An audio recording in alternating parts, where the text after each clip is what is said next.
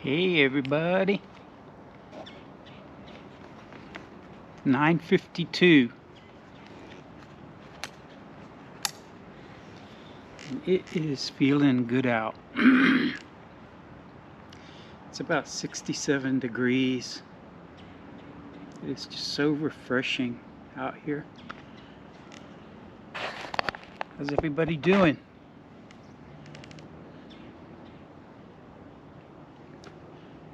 Good to see you again. I'm feeling a little off today, which my main complaint would be, sorry, nausea. Just a little bit nauseous today. Here comes Sandy. Sandy! Here comes Sandy Dandy. Sandy Lee's here. Come on, Sandy. Good girl. Good girl. Come on. Sandy, say hi. Say hi, Sandy. Oh no. Here comes Sammy. Sandy. Oh, get down. Get down. Get down. Sandy, sorry. Yeah, I can't have them on my lap. My private parts might get damaged. Not that it would affect me that much, but it would be painful to be accidentally scratched or bit in the private parts. Sammy came up. She's going into his territory. Maybe he will follow her, or maybe not. Come on, Sammy. Hey. We gotta make an appointment for him. So, it's Monday. Not sure if Angel's off today. Sometimes she's off on Tuesday. Saturday. No, not Saturday. I can't remember now. So I hope school's going okay. Hope pet grooming's going okay. And I hope package delivery's going okay. A white ibis. Let's talk about military again. I was going from basic training at Fort Jackson, South Carolina to Fort Benning, Georgia for infantry school, 12 weeks. What are you doing? Get down. He's gonna end up scratching me. What do you want? Come here. Come here, Sammy. Come here. He's got those big jowls because he's got hormones. Hey, Sammy, come here. Come here. Come here. Come on. You want to come up here? Come on. He's as gentle as a lamb. I guess he don't want to be on my lap. At some point in there, I think it was in basic training, I took, pretty sure it was basic training, I took the driver's test for military vehicles. And it's different than regular driver's tests because they test your reaction, like on pilots, your depth perception and your reaction time on a simulator. This was back in the 70s. And if you pass all that and their written tests and things, it's like a one-day class. Then they take you out for a road test. And it was in a 1-ton flatbed military truck with like a 5-speed on the floor with the shifter. And in high school, I took my driver's test when I was 15 or 16 in my mom's station wagon. And that was a column shift. You know, with the clutch, the brake, the gas, and a column shifter. So I was familiar with shifting. And I learned how to shift with the floor shifter when I parked cars over at the, can't remember the name of that club on Miami Beach, exclusive club. I drove everything from a Volkswagen to a Jaguar to a Bentley. And I think I told you this before. Even back then, the Bentleys were push to start, or not the Jaguar, the Rolls Royces were push to start, just like they are today, back in the 70s. And it was so quiet, you couldn't hear the motor running inside the car. So I'm pushing the push to start, and I think I was grinding the starter or something. And that's how I found out the motor was actually running. But I was amazed how quiet those cars were and how smooth. You wonder why rich people like them Rolls Royces? You drive down the road and you don't even feel the bumps in them. You can't hear anything.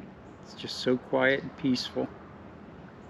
If we were to win the Powerball, I'd get everybody a Rolls Royce. Of course, you probably couldn't even afford to change the oil in them. Which one was it? BMW or something? Or Maserati? Where to change the oil, it was like a $1,500 job, because they had to take part of the motor apart or something to change the oil. I don't know if you know what I'm talking about. I saw a YouTube video that showed it. So the same with the Mercedes. You can get them in the BMWs pretty cheap now, because they're a pain in the rear end to work on, get parts, and they're expensive to work on. So they sell them for practically nothing, the used ones. So impress your friends and drive in a Mercedes,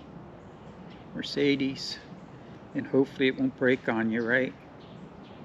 But that's how I learned to drive all sorts of different stick shifts and semi-automatics and stuff like that. So I passed the test in the Army basic training. And because I didn't go on weekend passes, you know, they would give out passes on the weekend. Don't think I ever went out. Actually, I think I did. I went to a pawn shop or something. Maybe I don't even remember. Or maybe it was to one of the all-you-could-eat places. I think I did something like that one time. But most weekends they would have something for me to do, and I think at least 3 times on weekends I worked funerals. The drill sergeant asked for volunteers for funeral detail for like a Saturday or Sunday, and since I had a driver's license, I could go check out a van. So I would check out a military van, and like 6 of us would drive out to do a funeral with the sergeant. And we would take like 3 M16s and do a 3-shot volley or something like that. They used to say you do a 21 gun salute is 3 guns 7 times or 7 guns 3 times.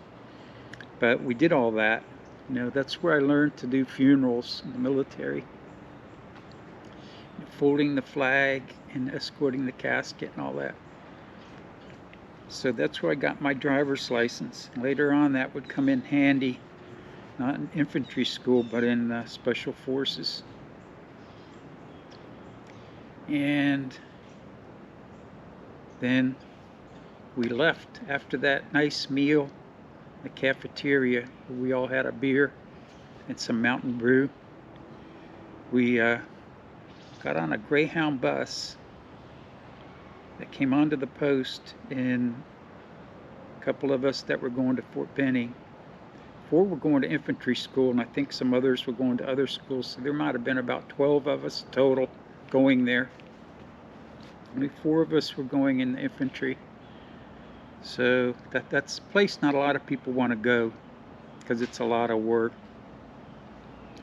And they're always looking for people to go to Korea, Germany, Japan, where they have to keep cycling people in and out infantry, because they expected to have a person-to-person battle there. So we got on the bus, we got to Fort Benning, we went through a regular reception area, where they give you your library card, your gun card, and all sorts of stuff. And then you go and get your general issue for infantry school, which is pretty much all of your combat equipment. Anything different is they gave you a bipod for the M16, a little clip-on bipod.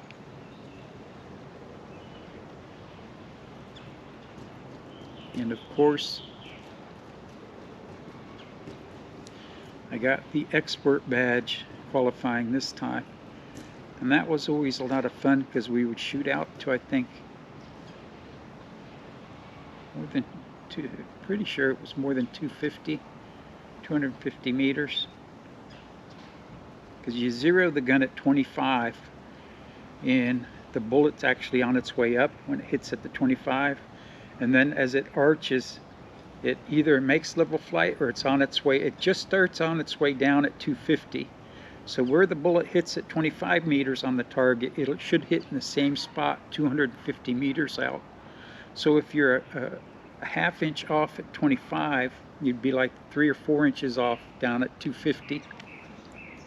So they would have these targets, the ones up close were like shoulders up to the head, to 25 meter, and when you would hit them, they would go down and then pop back up. They were electronic. So it was really, you could always tell if you were hitting them because they would go down. And that's how they graded you, is the guy grading you would see the target fall and then it would pop back up. And they would tell you 250, fire one shot at the 250.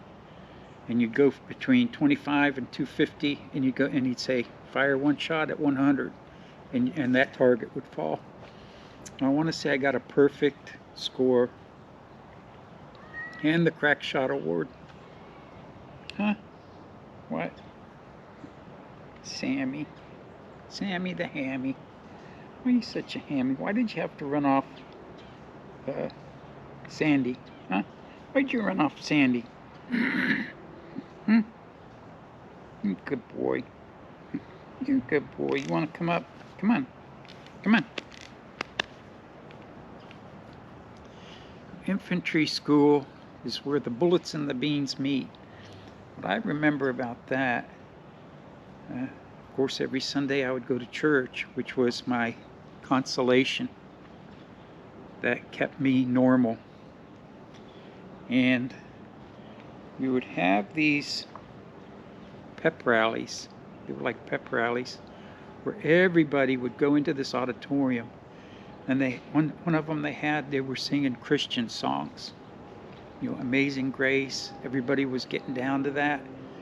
It was all still gauged toward Vietnam, where people were thinking, if I go to Vietnam, I may end up dying. So there was a religious, non-denominational pep rally. Good boy. And I want to say we had 2 or 3 of those, and those were very uplifting. To take a break from your training and spend 2 hours in an auditorium singing religious hymns, things like that. And at least twice, once that I remember specifically, we went into an auditorium, and let me back up a bit. Our enemy was a Russian rifle squad. That's who we trained to counter, Russian infantry. So we learned all there was about the Russian infantry, their movements, their tactics, their weapons, everything, because that's who we were expected to fight.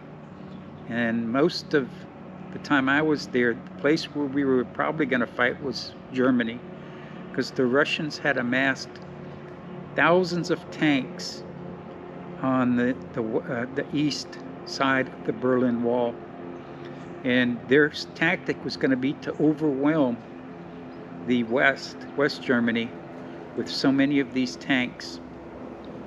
So our big push was with anti-tank weapons, which was the LAW, the LAW, light anti-tank rocket, which really was only good out to about 250 to 300 meters.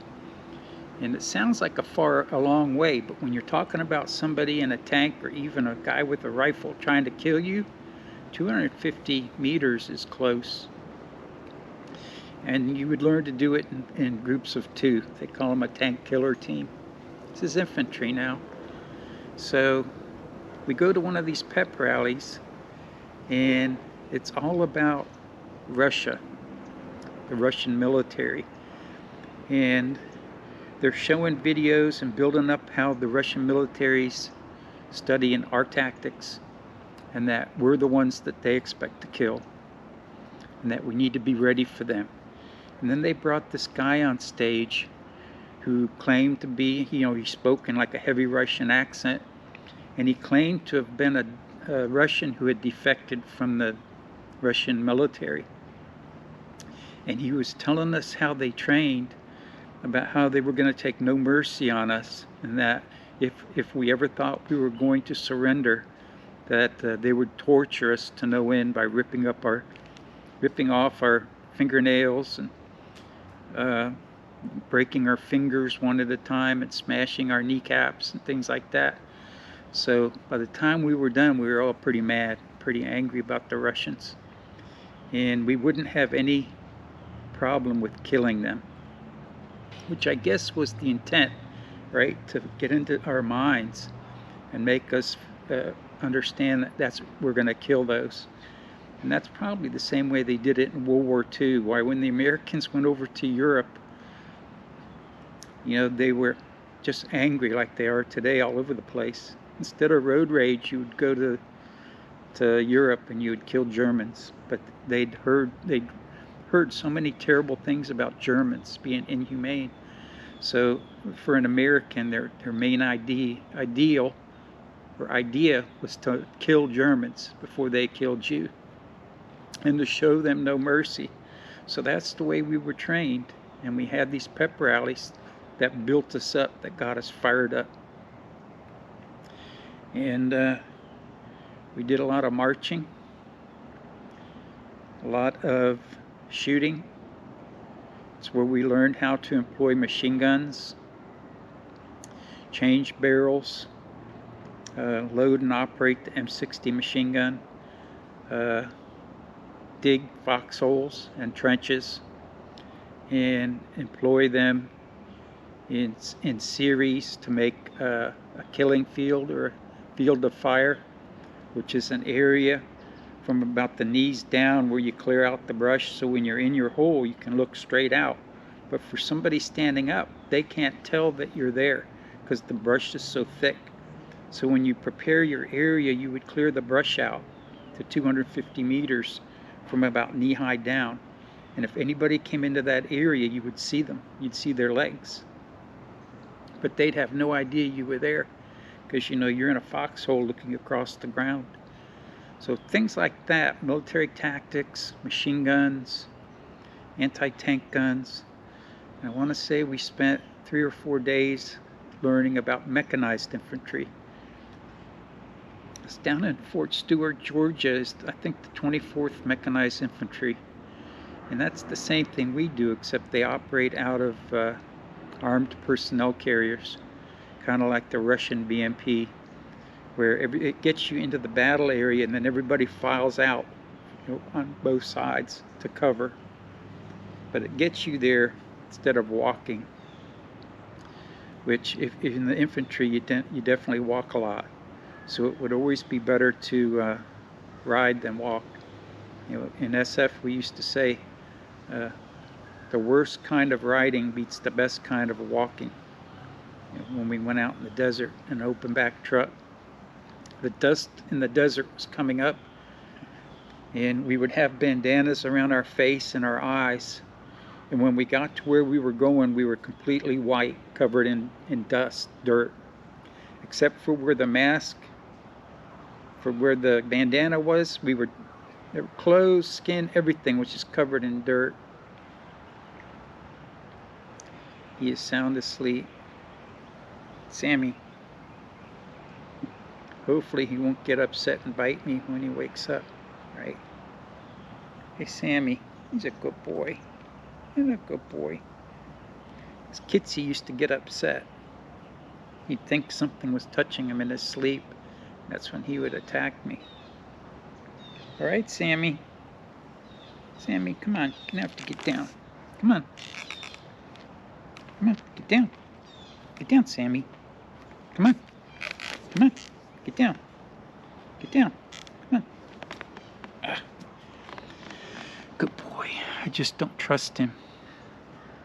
After his balls are cut, I'll probably trust him more. All right, you go sit down. Sit down, Sammy. Yeah, go over there somewhere. And I was doing that to Kitsy one day on the recliner in the trailer. He was laying up against my leg next to the armrest of the recliner, and I was just stroking him. He was sleeping so hard. And he instantly woke up and swatted and got me on my thumb right to the bone. I mean, he sunk his nail in deep, and for nothing, just out of the blue attacked me. And that was because he lived outside, and if something touched him when he was sleeping, it was because he was vulnerable. You know, he expected it to be a predator. So that's what I'm expecting from him. So let's see, 21 minutes. I'll try to remember to pick up where I left off today. You know, doing the pep rallies, both the Christian ones and the ones that got us fired up to kill Russians. And we'd have no problem doing it. And infantry school, in basic training, we do a 12-mile force march. Piece of cake, right? In infantry school, it's 24 miles. We did a 24-mile force march with full military gear. Usually it's in like a sand, like red Georgia clay sand on the side of the road. So it's like walking at the beach in sand.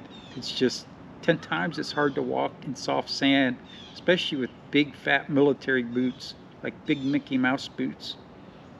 So we did 24 miles, and I remember my feet were hurting so bad by the time we got to the end of it.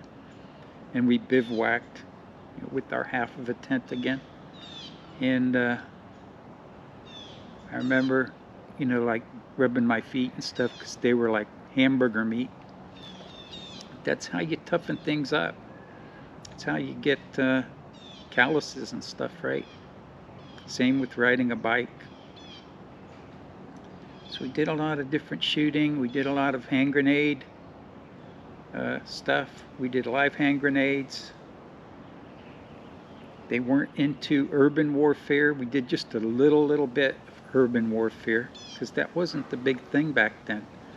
Now they're all doing the urban warfare. You know, they got a town set up where you go in there and you go from building to building, room to room and stuff, doing like room clearing tactics and stuff like that.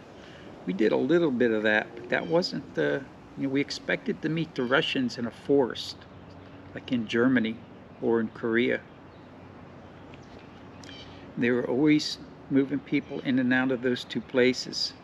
Of course, everybody would rather go to Germany and Europe than Korea, because there's so much more to do in Europe than in South Korea. South Korea, you'd have to take an airplane to Japan or something, you know, for R&R. Where in Europe, in Germany, go to London, Italy, France, Spain. There's like all sorts of places you can go to vacation on the Mediterranean, right? So is that about it? I'll try to remember. Doing the pep rallies, did a lot of shooting. We did a lot of light anti-tank stuff, preparing for that rush of tanks across the border in Germany. You know, somehow we would have to take out 4,000 or 5,000 tanks. So those law rockets would penetrate like 4 or 5 inches of homogeneous steel, which is incredible. And machine gunning, we learned a 50 caliber machine gun, how to set the timing in the headspace, how to set it up and break it down, because it's a crew served machine gun. One person can probably do it on their own, but don't count on it. It's just too heavy. So I think it's three. It's 3 people. And, you know, they come with an asbestos glove for changing out the barrel. And let's see, there's some other things that went on in infantry school. And I'll get to that tomorrow. But 12 weeks, you know, what did I do that whole 12 weeks? You know, maybe after I think about it later today, maybe I'll write some notes down. Try to remember more of what I did. I remember Uncle Johnny came to visit me, and he got into a crash right in front of my barracks. I'll tell you about that tomorrow. Christina was just a little tiny baby, I think. And he was towing at Peggy's, and Peggy had a Chevy Vega. I think that's what it was. He was towing that behind his truck, taking her with him. I think that's what it was. So yeah, infantry school. And I told you the building next to mine was, Ernie was in that building, and I remember seeing him a time or two. I don't remember if I talked to him or not. You know, I might have. It was an infantry school. I remember this one guy from Kentucky that had no teeth. Is that he went to the military dentist and told him that he had jumped down into the dirt and the butt of his rifle knocked out his teeth. So the military gave him his first set of dentures. I don't think he had any teeth when he enlisted, to tell you the truth. Or maybe he had some plastic ones in to make it look like he had teeth. I don't know. But that's what I remember. George Shoemaker, him and I did the rifle team grenade thing in infantry school.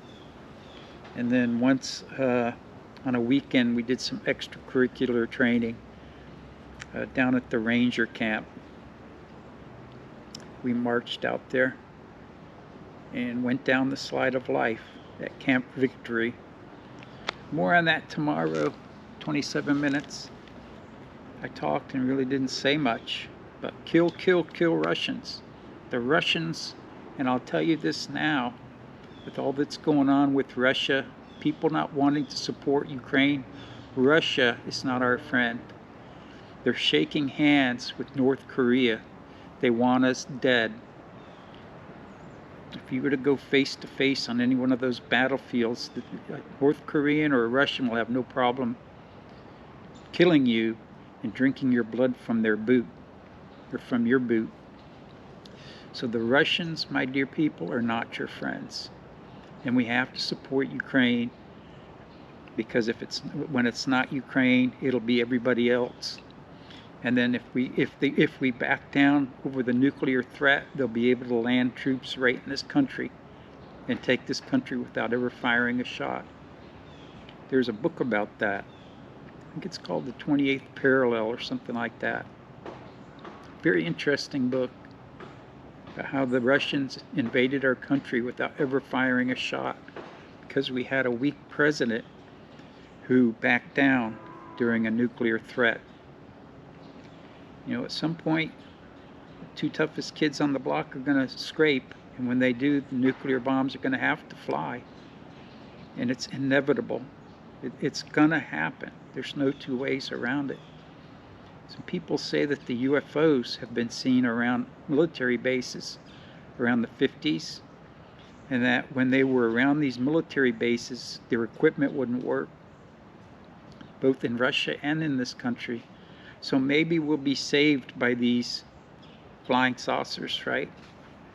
I still think they're from this planet, and it behooves them to make sure we don't destroy it, because their existence depends on what we do.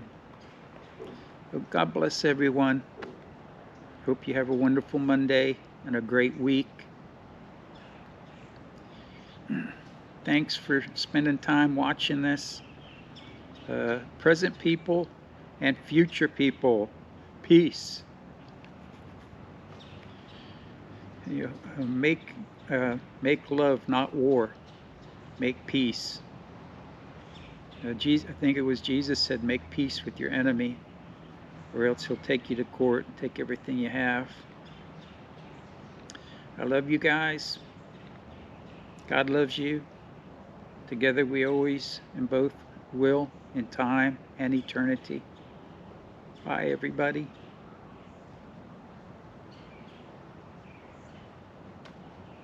Now you could probably just listen to this. You don't have to watch it like a podcast, right? Stay tuned. More tomorrow.